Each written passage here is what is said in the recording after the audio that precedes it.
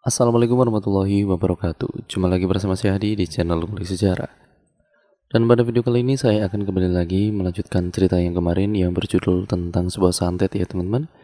Yuk daripada kita lama-lama, daripada kita penasaran bagaimana kisahnya, mari kita langsung saja menuju ke kelanjutan ceritanya. Namun sebelum itu untuk kalian yang belum subscribe channel ini dan nyalakan tombol lonceng notifikasinya agar kalian tidak ketinggalan video terbaru selanjutnya dari channel ini. Yuk mari langsung saja kita mulai ceritanya. Perhatikan baik-baik karena ceritanya akan segera saya mulai.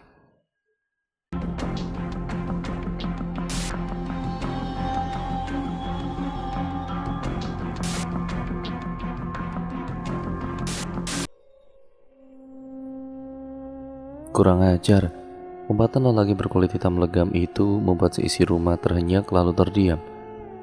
Kepala-kepala yang semula tegap menatap kini menunduk takut-takut. Tidak ada yang berani bersuara, semua mulut yang berada di tempat itu seperti memutuskan akan menutupnya rapat-rapat. Terdengarlah nafas yang menderu-deru, dada terbalut pakaian berwarna hitam itu tampak turun naik. Matanya nyalang menatap orang-orang yang berada di depannya, lalu terpaku pada pemuda yang duduk menyandar dengan lemasnya pada sandaran kursi, anaknya. Kamu jangan khawatir, Danu. Bapak nggak akan biarin ini terjadi kok. Kita dihina, perempuan itu akan merasakan akibatnya.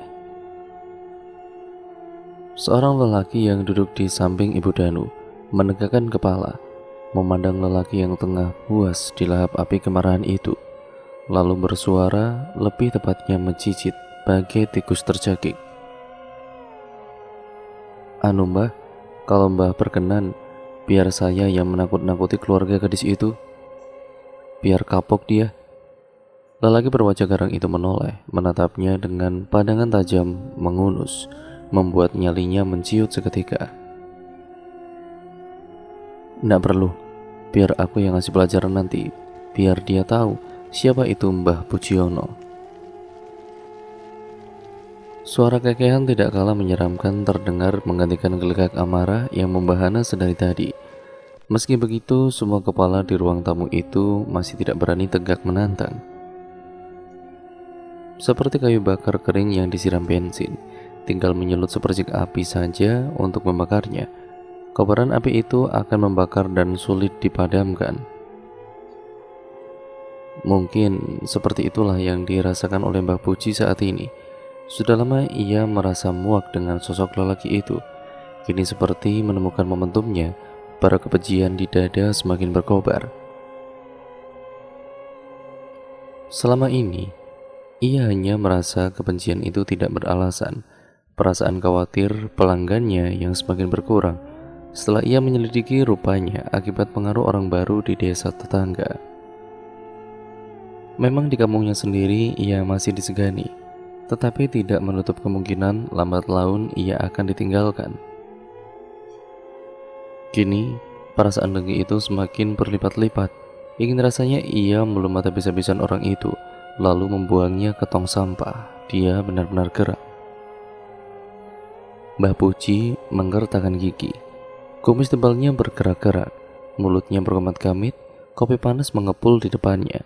Untuk kali ini tidak lagi menarik perhatiannya. Danu, Danu, dipanggilnya putra semata wayangnya. 5 menit kemudian barulah Danu menghampiri sang ayah dengan raut muka malas-malasan. Penampilan rapi jalinya hanya bertahan beberapa hari. Ia kembali ke kebiasaan lama awut-awutan bagai baru keluar dari hutan. Ada apa, Pak? Danu kemudian mengempaskan diri di sofa butut ruang tamu. Tempatnya biasa terlelap selain kamar. Nanti malam kamu ikut Bapak. Mbak Puji menumbuk iris Danu dengan sirah tekad pembara. Danu merespon dengan mengangkat alis. Kemana? Ikut sajalah. Mungkin dia nolak kamu karena kurang duit. Besok coba kamu bujuk lagi. Barangkali dia tergiur terus terima kamu. Danu mendesah. Sang ayah masih belum mengerti juga. Padahal ia menjelaskan dengan terperinci sedari tadi alasan si wanita pujaannya menolak itu mentah-mentah. Pak, dia nolak Danu bukan karena kurang duit, dia jatuh cinta sama pemuda lain. Gitu, Pak. dan keluarganya pun manut saja apa kata dia. Danu menjelaskan sekali lagi dengan nada lemah. Mbah Puji merenung. Sesaat kemudian tatapannya memicing, rokok klobot yang terselip di antara jari telunjuk dan juga tengahnya dihisapnya secara perlahan-lahan. Asap putih membubung tinggi di udara. Kalau begitu, Bapak ada rencana. Kamu tetap ikut Bapak nanti malam. Danu mengernyit tidak mengerti. Sejenak setelah berpikir, ia terkekeh. Baik Pak, Danu ikut nanti. Suara desau angin utara meniupkan embusan udara dingin, membawa awan-awan tebal mengandung kumpulan uap air. Suara yang terdengar semakin keras itu seakan memberi peringatan hujan turun sebentar lagi. Meski langit sudah menggelap sempurna, orang-orang bisa menebak sebentar lagi hujan menderas tiba-tiba. Purnama di malam ke-16 seharusnya menampakkan diri sedari petang tadi. Akan tetapi, hingga jarum jam menunjukkan angka 7, tidak ada satupun sinarnya mengintip. Bulan nyenyak dalam selimut mendung yang cukup tebal. Bunyi-bunyian langit mulai memegahkan telinga. Sesekali lecutan cambuk kilat menyala di antara gulita malam. Dua orang itu berjalan setengah terburu-buru, menunduk-nunduk, agar bayangannya tidak tertangkap indera penglihatan. Pohon-pohon besar membantu menyamarkan pergerakan mereka. Sampailah mereka di satu rumah. Bangunan tidak terlalu besar itu dikelilingi pagar tanaman singkong yang tingginya sudah melebihi ukuran tubuh orang dewasa. Lampu teras membiaskan cahaya buram, satu-satunya pencahayaan di sekeliling tempat itu. Pohon mangga berdiri tegak di sudut halaman, menyaksikan kedua orang itu mulai bertingkah. Pertama-tama orang yang lebih muda menaburkan sesuatu yang entah apa mengitari rumah itu. Mulutnya berkomat-kamit sementara tangannya sibuk merogoh kantong plastik hitam yang dibawanya. Orang kedua diam saja menyaksikan si pelaku menjalankan aksinya. Diam-diam bibirnya menyungkingkan senyum, manakala sosok itu berjalan mendekati. Ia mengangguk samar-samar seperti kedatangan mereka yang sembunyi-sembunyi. Sepelan itulah mereka bergegas pergi. Saat dirasa jarak mereka sudah jauh, barulah lelaki yang lebih muda bertanya. Apa tidak apa-apa Pak? Kita cuma ngasih pelajaran aja kan? Si bapak mengangguk. Kamu gak usah khawatir, ini hanya peringatan ringan untuk mereka, biar dia cerah. Lelaki muda itu terdiam. Lalu bagaimana dengan keluarga pemuda itu? Biar bapak yang menangani urusan itu, Danu. Mbah Puji terkekeh pelan. Malam itu tidak seperti malam-malam biasanya. Faiz merasakan ada hal sesuatu yang aneh. Batinnya yang memang terbiasa menangkap hal-hal di luar nalar, kali ini seakan menajamkan diri. Insting pertahanan yang menguar begitu saja, respon dari firasat buruk yang tertangkap inderanya. Alam selalu memberikan peringatan bagi manusia, pertanda itu hanya tertangkap oleh batin-batin yang terasah serta jiwa pemilik kemampuan yang lebih untuk mengurainya. Isyarat yang mungkin dianggap biasa saja bagi kalangan awam, sebenarnya adalah tanda-tanda bagi orang dengan kepekaan tingkat tinggi. Alam bawah sadar mereka mengirim sinyal bahwa ada sesuatu yang berjalan tidak semestinya. Faiz termangu disandarkan kursi seraya menatap lurus ke depan, seperti hendak menunggu sesuatu yang berjalan menghampirinya. Pandangannya beralih ke sekeliling. Keluarga sudah pulas dibuai mimpi. Ia sendiri juga terlelap sedari tadi, sebelum nalurinya membangunkannya dengan paksa. Faiz menarik nafas, tangannya terkapal di samping tubuhnya. Ia menajamkan sekali lagi semua indera yang dimilikinya, berusaha menangkap alarm alam akan bahaya yang sebentar lagi datang.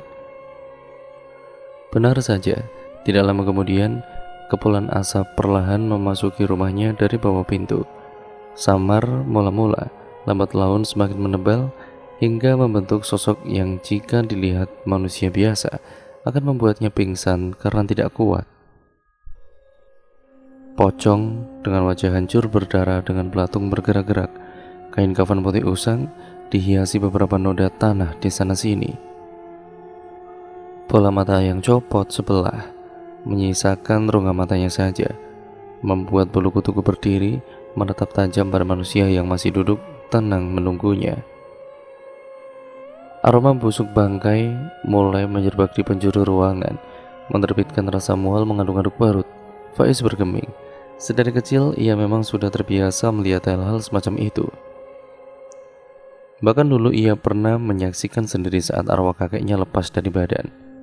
Namun, bukan berarti tidak lantas membuat rasa takutnya lenyap begitu saja. Ia gentar, tetapi ditahannya kuat-kuat. Keluarganya jauh lebih penting saat ini. Melihat pocong itu masih tidak bergerak dari tempatnya berdiri, Faiz menyadari bahwa yang diincar makhluk itu bukanlah keluarganya, akan tetapi dirinya.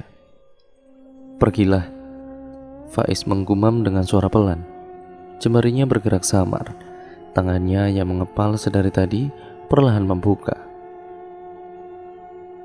Faiz merasakan hawa panas yang menyelimuti sekelilingnya. Padahal sebelumnya udara sangat dingin. Efek kehadiran makhluk tidak diinginkan itu membuat fisiknya sedikit kepayahan. Dihitungnya hingga hitungan kelima, pocong itu masih bergeming. Faiz menarik nafas, ia melemparkan sesuatu yang digenggamnya ke arah pocong itu.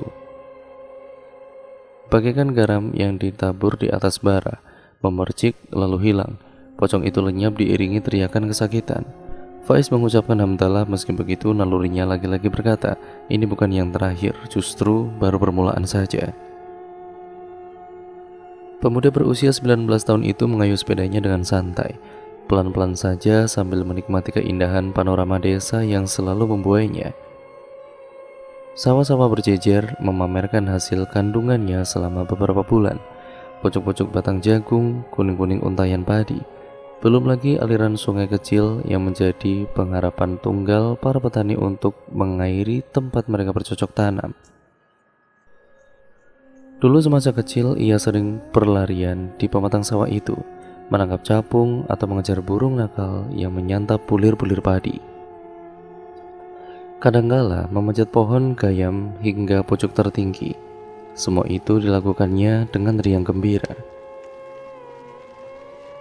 Lelaki muda itu tersenyum bernostalgia dengan kenangannya. Tanpa terasa kini ia sudah meninggalkan semua kebiasaan menyenangkan itu. Bocah yang biasa bergulat dengan lumpur kini sehari-harinya berkutat dengan pelajaran-pelajaran yang harus dihadapinya ataupun dia lahapnya tidak tersisa. Selama beberapa waktu berada di pesantren, memang ia beberapa kali mengambil izin untuk pulang ke rumah karena ada hal yang harus ia selesaikan. Pun rumahnya yang memang berjarak tidak jauh dari tempatnya mondok membuatnya mendapat keringanan dari pengurus pesantren. Ia masih mengayuh sepeda milik temannya itu dengan tenang saat tiba-tiba seorang lelaki tinggi besar berkulit hitam legam menghadangnya di tengah jalan. Pemuda itu pun menepikan kendaraannya. "Maaf pak, ada perlu apa ya?" tanyanya dengan sopan. Firasatnya memburuk saat lelaki parubaya itu melemparkan tatapan penghinaan dan amarah yang menggelegak. "Jangan berpura-pura kamu. Gara-gara kamu anakku ditolak perempuan. Cih, pakai pelet apa kamu?" Lelaki muda itu mengernyitkan dahi. Ia sama sekali tidak memahami maksud ucapan orang itu. "Maksud bapak apa? Perempuan itu siapa?" Ia masih mencoba menahan kesabaran meski lelaki di depannya menggeram murka. Masih berpura-pura suci rupanya. "Firda, gadis itu menolak Danu. Dia bilang dia menyukaimu sejak lama." "Alah, dasar memang keluarga busuk. Sengaja kalian ya? Iri pada keluargaku." Firda. Sekonyong-konyong nama itu timbul di permukaan ingatannya. Alis pemuda itu semakin menukik tajam. Samar-samar sosok gadis pemalu, kawan sekelasnya berwujud dalam pikirannya. Perlahan sel-sel otak mulai merangkai beberapa dugaan. Danu, anak orang ini melamar Firda, tapi ditolak sebab menyukaiku, batinnya. Sejenak ia menggeleng, pening kepalanya semakin menjadi. Jangankan pacaran, bertemu saja ia jarang. Firda memang sesekali datang ke rumah karena gadis itu juga teman adiknya. Apa memang Firda menaruh hati padanya? Tetapi ia tidak bisa menangkap isyarat itu. Sementara ia berpikir, lelaki di depannya berdecak kesal. Kedua tangannya bertolak pinggang. Awas, aku akan buka kedok keluargamu yang bejat itu.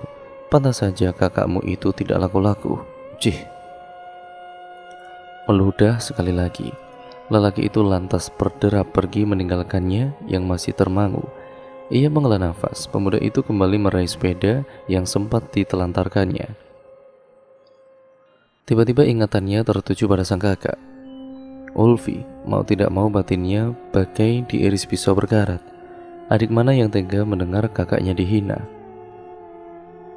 Suasana sarapan pagi di sebuah rumah itu seharusnya menjadi ajang kumpul keluarga yang menyenangkan. Tempat di mana antar anggota keluarga bisa berinteraksi dengan yang lain, membicarakan banyak hal, bercanda dan berbagi satu sama lain. Betapa banyak momen manis keluarga tercipta di atas meja makan. Ya, seharusnya seperti itu. Akan tetapi, kesunyian mencekam menggerogoti setiap perasaan orang yang duduk menghadap meja itu. Mereka terdiam, hanya sesekali terdengar bunyi sendok beradu dengan piring. Andai tidak ada satu kejadian yang membuat kegeraman itu tercipta, mungkin mereka bercanda seperti biasa. Lancang sekali si Faiz itu. Dia kira dia siapa berani menolak anakku. Suara setengah mendesis itu sontak membuat yang lain menoleh menatapnya. Lelaki parubaya berwajah keras itu memasang tampang siap menerkam siapapun yang berani menyela. Giginya berkemelutuk, mengunyah keras-keras masakan istrinya. Sementara itu, berjarak 2 kursi darinya, seorang pemuda menarik nafas perlahan. Ia juga merasa geram karena lamarannya kemarin ditolak mentah-mentah oleh ayah dari perempuan yang diinginkannya itu. Memangnya kita kurang apa? Dia sudah merasa kaya, ha? Gajinya sebelum saja tidak sampai secuil dari hasil panen sawahku. Sombong sekali dia, lihat saja nanti. Tidak henti-hentinya lelaki itu merutuk orang yang ia anggap telah merendahkan harga diri keluarganya.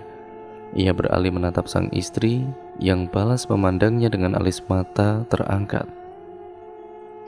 Apa? Aku akan menemui Bapuji nanti. Sementara itu, kau bicarakan hal ini dengan ibu. Perempuan itu mengangguk. Rimbunan tanaman mawar terhambar indah di tanah seluas 3 meter itu. Kelopaknya yang baru mekar kemarin basah oleh air hujan semalam. Begitu pula daun-daunnya. Tumbuhan lain, beringin bonsai dalam pot berderet-deret menghiasi depan teras rumah sederhana itu. Lantai teras dari keramik kuning yang baru dipasang sebagian, dindingnya pun belum terpoles semen. Hanya tumpukan bata membentuk hunian jauh dari kata mewah. Meskipun begitu, ketenangan dan juga keasrian terpancar jelas dari wajah-wajah penghuni rumah. Bukti nyata bahwa kebahagiaan bukanlah berasal dari harta semata. Berdiri di depan pintu rumah itu, seorang lelaki mengamati hamparan kuntum bunga mawar dengan senyum simpul. Menanam dan juga merawatnya hingga secantik sekarang ini bukanlah perkara yang mudah. Butuh ketelatenan dan kesabaran lebih. Lelaki itu memang menyukai tanaman apapun, mawar khususnya. Lelaki itu mengedarkan pandangan masih dengan kedua tangan tertaut di belakang tubuhnya. Langkah-langkah kaki mendekat membuatnya menoleh, tersenyum pada wanita yang baru datang. Pak, panggil wanita itu ragu-ragu. Faiz menaikkan sebelah alisnya, menangkap keraguan yang membias di wajah istrinya. Pasti ia hendak menyampaikan sesuatu, tetapi tertahan. Ada apa? Katakanlah. Ibu Ulfi menarik nafas sebelum mengutarakan beban pikirannya selama 2 hari ini. Kenapa Bapak menolak Romi? Akhirnya meluncur juga pertanyaan itu, kalimat yang ia tahan-tahan. Selama ini ia mempercayai apapun keputusan sang suami. Hanya kali ini saja ia mempertanyakannya. Faiz menatap wajah istrinya.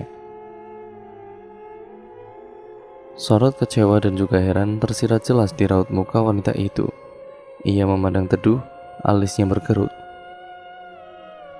Aku bukannya membenci Tommy, tidak. Aku juga tidak bermaksud merusak ikatan persaudaraan. Hanya saja, ini terlalu beresiko. Kamu tahu sendiri kan, Romi kalau berbicara dengan orang tuanya sering kasar.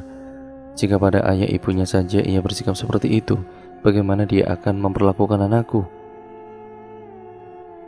Lagi pula, pernikahan antara saudara ini jika sewaktu-waktu terjadi sesuatu, akan jauh lebih buruk akibatnya daripada menjalin ikatan dengan orang lain. Tapi bukan berarti aku mengharap sesuatu yang buruk itu. Faiz memandang lurus ke depan, ke arah Ulfi tengah bercanda dengan adik bungsunya. Gadis itu memang sangat cakap merawat sang adik. Di awal-awal ibunya melahirkan dulu, Ulfi lah yang menggantikan pekerjaan sang ibu, bahkan hingga memandikan dan juga mengganti pakaian si bungsu. Tidak heran balita itu begitu menempel erat padanya. Orang-orang sering mengatakan bocah itu lebih pantas menjadi anak Ulfi daripada adiknya. Sang istri menghela nafas. Faiz beralih menatapnya. Aku hanya tidak enak kepada Kak Haris. Wataknya sangat keras dan sedikit sombong. Aku merasa dia tidak akan tinggal diam. Wanita itu memeluk tubuhnya sendiri. Selama ini bahkan ayahnya kewalahan menghadapi kekerasan Haris. Kakaknya itu tidak segan-segan melakukan apapun demi mewujudkan keinginannya. Maka dari itu ia sangat terkejut dan cemas saat mengetahui sang kakak melamar putrinya untuk anak sulungnya Romi. Terlebih lagi, saat sang suami menolak dengan halus lamaran itu, Faiz mengangguk-ngangguk. Kali ini, pasrahkan semuanya kepada Allah. Kita percaya Allah akan melindungi orang-orang yang tidak bersalah. Wanita di sampingnya tidak menjawab. Diam menatap bocah kecil berceloteh riang dengan mulut penuh makanan. Jadi itulah Mbah, saya sangat membencinya. Saya marah. Dia telah menghina saya, meraupkan kotoran di wajah saya. Saya ingin memberinya pelajaran, ucapnya berapi-api. Di ruangan yang terhirup darinya aroma dupa, dua lelaki itu duduk berhadapan. Pria berwajah sangar dengan kumis lebat mengangguk-ngangguk tiap kali lelaki di depannya bercerita. Sejujurnya ia pun merasa kesal pada orang yang diceritakan lelaki itu. Diam-diam sudut bibirnya tertarik, menyeringai. Ia puas. Setidaknya ada satu orang yang berpikiran sama-sama membenci Faiz. Lucunya, yang membenci dan juga mendatanginya saat ini adalah Haris, kakak ipar lelaki itu sendiri. Bertambah giranglah dia. Mbak Puji bersorak dalam hati. Kau tahu, aku pun sebenarnya jengkel padanya. Mbak Puji pun menyaut setelah beberapa saat lamanya terdiam. Ia tersenyum saat Haris memandangnya dengan heran. Apa dia membuat masalah dengan Mbah? Tanyanya setengah tidak percaya. Setahunya, Faiz adalah orang yang ramah dan jarang berinteraksi dengan orang lain bila tidak diperlukan.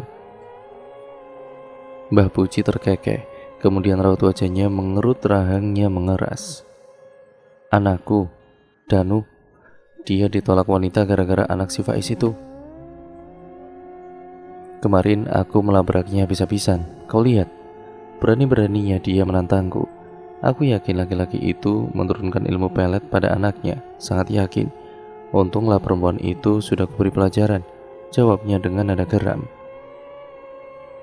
Haris tercenung, ingatannya berputar tertaut pada sosok pemuda 19 tahun yang selalu tersenyum tiap kali berpapasan dengan orang. Adik Ulfi yang berada di pesantren, Ahmad namanya. Sudahlah, sekarang katakan apa maumu? Pikiran Haris kembali dikuasai amarah dan kedengkian. Ia adalah orang yang cukup berpengaruh di kampung itu. Terkenal dengan harta yang berlimpah. Sampai suatu ketika adiknya menikah dengan lelaki dari antah berantah. Perlahan simpati masyarakat ia mulai beralih. Terlihat dari banyaknya bocah-bocah mengaji di surau samping rumahnya. Kecengkelannya semakin menjadi-jadi. Haris kembali meluap-luap. Saya ingin memberi pelajaran pada si Faiz itu, Mbah. Bikin dia menderita, Mbah. Baik secara fisik maupun mental. buat dia terhina dan secepatnya pergi meninggalkan kampung ini. Mbah Puji menjadi senang. Dia terkekeh seraya menghisap rokok kelopotnya, menatap Haris yang masih menyorot marah. Kalau begitu, datanglah kemari nanti. Kapan, Mbah? Tengah malam. Haris mengangguk patuh. Tengah malam yang dinantikan Haris pun tiba. Mengenakan sarung yang dipakai sembarangan, kaos oblong dibalut jaket hitam, ia dipersilakan masuk oleh Mbah Puji yang sudah menunggunya sedari tadi.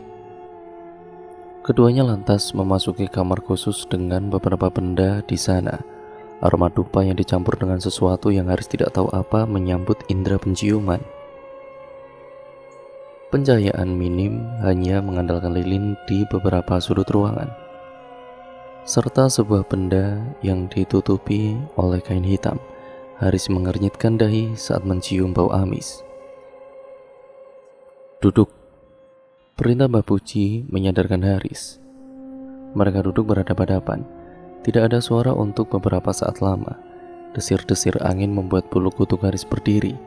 Bagaimana ada angin lewat di ruangan tertutup seperti ini? Mbah Puji masih belum berkata-kata lagi usai menyuruhnya untuk duduk tadi. Ia tenggelam dalam bacaan-bacaan yang Haris tidak ketahui. Mulutnya berkemat-kamit melafalkan mantra. Haris kemudian menerkanya. Karena kalimat-kalimat yang diucapkan Mbah Puji sangat asing di telinganya. Sampai setengah jam lamanya hingga Haris mulai terkantuk-kantuk. Suara kekehan sontak mengusir kantuknya. Haris membelalakan mata. Mbah Puji masih sibuk merapal mantra. Lalu dari mana suara tawa itu terdengar? Seketika Haris mengusap tengkuknya sendiri.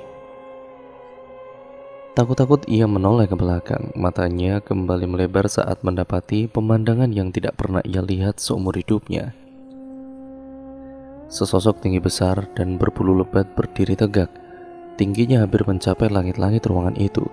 Wajahnya mengerikan, awut-awutan, tertutup bulu-bulu, tidak jelas mana hidung, mana mulutnya.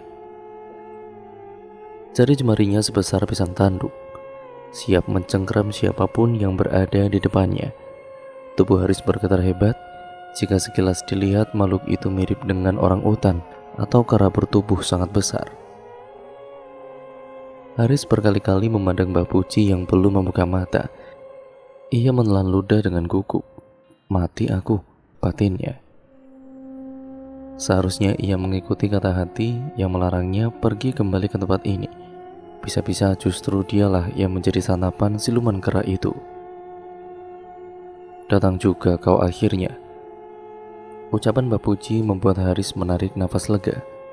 Sangat lega sekali. Ia mengusap keringat dingin yang membasahi keningnya. Terdengar rajauan tidak jelas dari makhluk itu.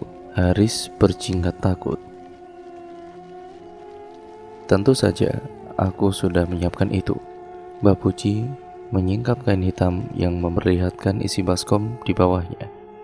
Haris menahan mual seketika. Benda entah apa itu bergumpal-gumpal mengeluarkan aroma busuk yang menyengat. Haris menutup hidungnya kuat-kuat. Itu apa, Mbah? Ia tidak dapat menahan diri untuk bertanya. Mbah Puji tertawa pelan. Hari-hari bayi, jawabnya singkat. Haris membelalakan mata, menatap Mbah Puji dan baskom itu bergantian. Tidak menunggu waktu lama makhluk itu melewati Haris, berjongkok di samping Mbah Puji lalu menyantap ari-ari itu dengan rakusnya. Terdengar bunyi kunyahan yang membuat Haris kembali menutup mulutnya. Jijik ia ingin muntah. Secepat itu juga makhluk itu menghabiskan sesajen untuknya, menjilati sela-sela jari jemarinya. Sekarang kerjakan perintahku. Pergilah ke rumah yang kusebutkan tadi. Ganggu dia bagaimanapun caranya. Makhluk itu mengangguk-angguk dengan cepat. Ia menggelepar-gelepar sesaat sebelum menghilang. Terdengar embusan napas lega. Apa semuanya akan berjalan lancar, Mbah? Tentu saja. Makhluk itu adalah wujud ilmu hitamku yang paling tinggi tingkatannya. Belum pernah dia gagal satu kali pun. Kekehan puas Mbah Puji diiringi senyum lebar Haris. Keduanya yakin sebentar lagi lelaki yang dibencinya itu tidak akan bisa hidup dengan tenang. Kedengkian membakar habis diri mereka. "Tidak, kumohon, jangan, berhenti!" Teriakan menguar di malam yang tengah terlelap dalam kepekatannya. Faiz memicingkan matanya terkejut. Kantuk yang sempat menyergap kini sirna seluruhnya. Pandangannya bersirobok dengan kegelapan. Bunyi air diguyur terdengar semakin intens di luar. Hujan kembali melebat rupanya. Otaknya memproses sesuatu yang diterima indera pendengaran dengan respon bangkit dari tempat duduk dan berjalan tergesa-gesa menghampiri kamar anaknya, asal suara jeritan tadi. "Ada apa, Pak? Kenapa Ulfi berteriak?" Rupanya sang istri juga mendengar teriakan itu. Sembari mengucek-ucek mata, ia mengamati raut wajah sang suaminya yang berubah pias. "Ulfi, bangun, bangun nak. Buka pintunya nak." Faiz mencoba meredam gemuruh di dadanya. Firasat buruk menghampirinya secepat kerisauan yang sempat menjamah. Lelaki di ujung usia 40 tahunan itu merasakan ada sesuatu yang jahat tengah mengincar diri maupun keluarganya. Ingatan tentang pocong yang menyatroninya tadi membuat susah payah ia menenangkan diri. Bunyi derit pintu dibuka dari dalam, lalu kepala Ulfi menyembul keluar. Terlihat jelas sisa-sisa air di sudut kelopak matanya. Suaranya serak saat ia menjawab ayahnya. "Ulfi gak apa-apa, Pak. Maaf tadi Ulfi mimpi buruk." Gadis 21 tahun itu mencoba menyungkingkan senyum. Sang ibu menarik nafas lega. Tangannya terulur kemudian membelai puncak kepala anak gadisnya itu. "Memangnya waktu mau tidur gak baca doa apa kamu nak? Masa kalah sama adikmu?" Ulfi menarik senyum tipis. "Ya sudah, tidur sana." Ketegangan yang sempat tercipta itu berangsur-angsur luntur. Ulfi masuk ke kamar saat ayah dan juga ibunya beranjak pergi, menurutkan bujukan malam yang memberatkan kelopak matanya. Faiz tahu semalam anaknya kurang tidur. Terlihat jelas dari sorot lelah mata Ulfi saat meladeni adiknya sarapan pagi. Gerakan tubuhnya tidak bersemangat, raut wajah tenang dan juga berseri yang selalu ia tambahkan pagi ini memudar. Suara deheman membuat Ulfi mendongakkan kepala. Melihat isyarat anggukan kecil dari Faiz, Ulfi menghampiri sang ayah. "Kamu gak tidur semalam?" tanya Faiz pelan. Duduknya masih tenang di atas kursi plastik menghadap meja makan. Ulfi menggeleng pelan. "Tidur Pak, cuma Ulfi sering bangun karena mimpi anak itu." Terakhir Ulfi teriak yang bikin bapak sama ibu bingung. Terus gak tidur lagi sampai subuh. Faiz mengangguk samar. "Mimpi apa?" Ulfi merenung sesaat. Ia menghembus napas perlahan. "Mimpi serem banget Pak. Ulfi mimpi dikejar kera besar. Bangun lalu tidur lagi, mimpi itu lagi. Mungkin Ulfi terlalu capek." Faiz terdiam mendengar cerita Ulfi. Jemari telunjuknya mengetuk meja makan berulang kali menciptakan nada-nada tidak beraturan. "Iya mungkin kamu kecapean nak, jangan terlalu lelah. Kamu istirahat saja ya, biar ibumu yang jaga ini ya." Faiz menatap si bungsu yang kini asik bermain dengan mangkok sarapannya. Butiran nasi dan juga lauk berhamburan di sekitarnya. Ulfi mengangguk tanpa membantah. Tubuhnya memang terasa remuk. Meski hanya mimpi, entah mengapa ia merasa peristiwa itu terjadi di dunia nyata. Kakinya pegal-pegal seperti habis berlari berkilo-kilometer jauhnya. Percakapan ayah anak itu terputus saat Ulfi membawa sang adik untuk berganti baju. Meski bukan tipe wanita yang suka bergosip, mau tidak mau, wanita 30 tahunan itu mendengar pembicaraan antar tetangganya. Tangan mereka kemudian sibuk memilih sayur, tetapi mulut perempuan-perempuan itu tidak bisa diam. Ada saja yang digosipkan. Mulai dari Yai Marjuki yang mempunyai istri lagi, Yanto yang menggugat cerai istrinya karena mandul, hingga kambing Pak Tohari beranak kembar. seolah-olah perbincangan itu tidak pernah kehabisan bahan. Takjub Ibu Ulfi dibuatnya, ia menggeleng-gelengkan kepala, masih dengan bibir terkatup rapat tentunya. Firda anaknya Pak Sunoto kan? Memangnya kenapa dia? Salah seorang wanita bertubuh tambun menyahut. Dia kena penyakit aneh gitu. Masa kemarin nggak kenapa-napa, ya sekarang cuma bisa tiduran di kasurnya. Katanya badannya bau busuk. Hah, ya bener. Ibu Ulfi mendengar kaget. Selama ini ia tidak pernah mempercayai gosip-gosip yang beredar, namun mendengar nama Firda disebut dengan kabar mengenainya membuatnya membelalakan mata. Beneran, lihat deh, mana itu ibunya Firda keluar belanja hari ini?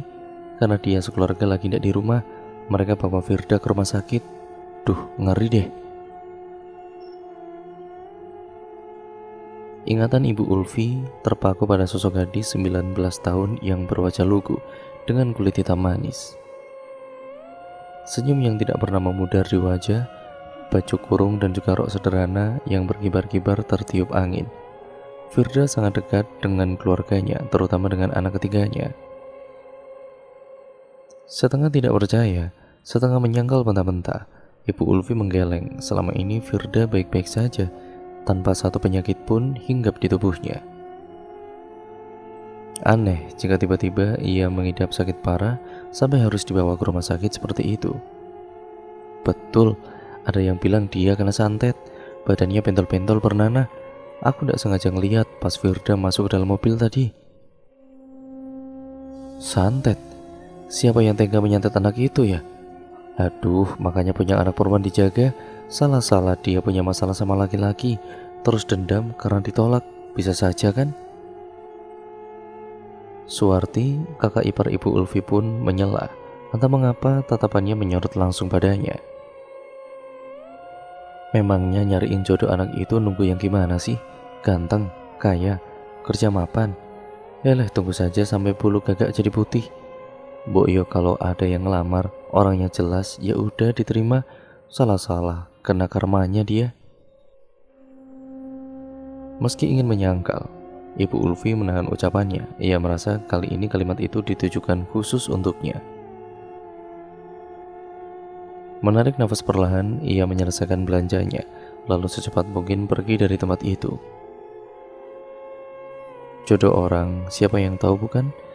Meski kriteria yang disuguhkan nyaris mencapai kata sempurna, jika Allah berkehendak lain, maka tidak akan pernah tercapai untuk bersatu. Itulah yang dirasakan Ulfi saat ini. Romi, lelaki sekaligus sepupunya itu, memenuhi hampir semua tipe idaman wanita. Tampan, tinggi, ramah, juga memiliki masa depan.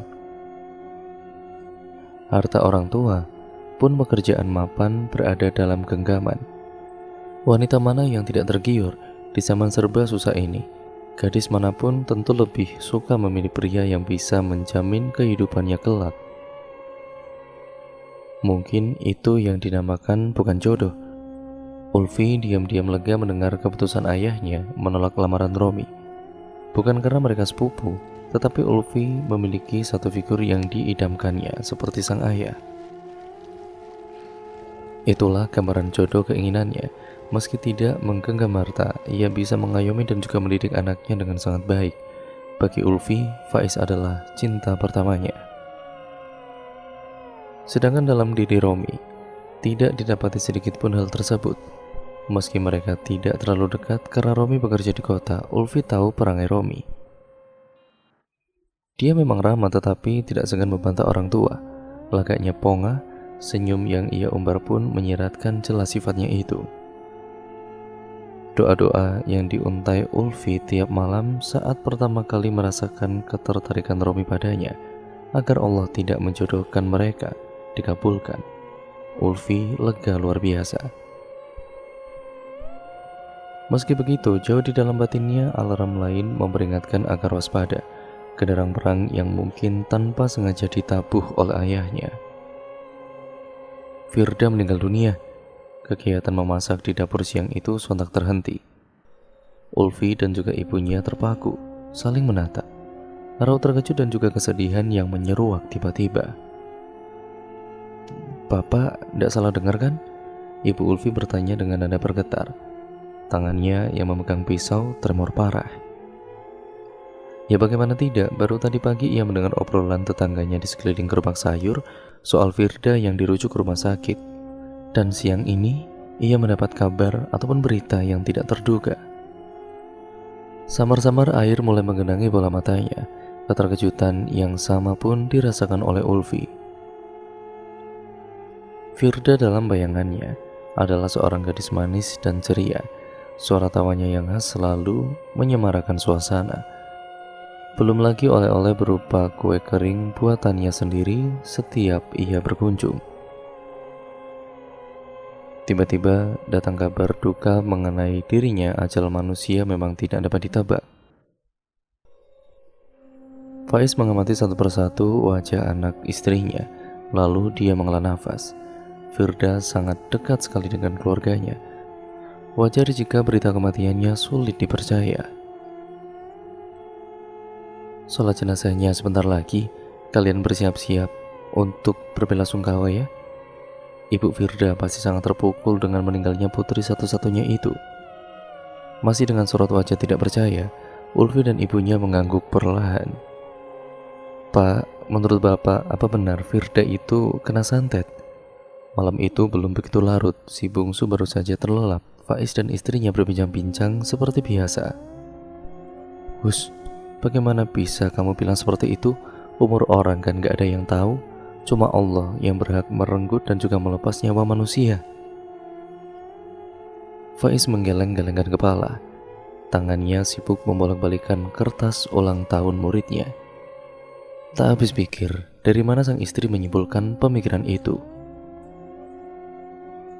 Terdengar dengusan napas pelan. Ibu dengar dari tetangga, Pak. Tadi pagi mereka bilang Firda mendadak sakit, padahal sebelumnya baik-baik saja. Segar bugar dia, tubuhnya tiba-tiba pentol-pentol bernanah, Pak. Ya, ibu setengah percaya tidak percaya. Faiz meletakkan lembaran kertas itu di pangkuannya, menatap sang istri yang balas memandang dengan sirat penasaran. Sudahlah Bu, sejak kapan sih kamu suka dengar gosip-gosip seperti itu? Ya mungkin memang manusia bisa berusaha mencelakakan orang lain. Salah satunya ya dengan santet itu. Tapi ya balik lagi, jika Allah tidak berkehendak, ya nggak akan jadi. Santet dan juga semacamnya itu hanya perantara, bisa berhasil bisa gagal. Sepenuhnya Allah yang tentukan, Bu. Ibu Ulfi mengangguk mengiyakan. Ucapan suaminya selalu menyejukkan hati. Lelaki 10 tahun lebih tua darinya itu memandang segala sesuatu dengan berpikiran positif. Ya sudah, istirahat sana. Baru saja sang istri hendak memejamkan mata, terdengar teriakan memekakan telinga. Urung sudah lelah dan juga kantuk yang sempat menyergap. Ibu Ulfi bangkit dari pembaringan, sementara suaminya sudah menghilang ke kamar putrinya. Mungkin Ulfi lupa mengunci pintu. Faiz masuk ke kamar itu, menyalakan lampu dan juga mendapati sang anak meringkuk ketakutan di sudut ranjang. Bunyi giginya bergemurutuk bak orang kedinginan. Pandangannya tidak fokus saat Faiz meraba dahinya panas menguar. Ibu Ulfi menyusul tidak lama kemudian. Ada apa, Pak? Faiz tidak menjawab. Tatapan matanya jatuh ke tangan Ulfi. Kulitnya tampak melepuh menggelembung. Dan cerita pun akhirnya bersambung ke part yang selanjutnya, yaitu part yang ketiga, yang nantinya sekaligus menjadi part terakhir dari keseluruhan alur ceritanya ya teman-teman. Jadi untuk kalian yang penasaran bagaimana kelanjutan ceritanya dan akhir dari kisah ini, kita saksikan di part yang selanjutnya. Sekian video ini saya akhiri, kurang lebihnya mohon maaf. Jangan lupa untuk like, komen, dan share, serta subscribe channel ini untuk kalian yang belum. Nyalakan tombol lonceng notifikasinya agar kalian tidak ketinggalan video terbaru selanjutnya dari channel ini. Sekian dan terima kasih ya teman-teman. Video ini saya akhiri. Sampai berjumpa di video terbaru selanjutnya. Wassalamualaikum warahmatullahi wabarakatuh.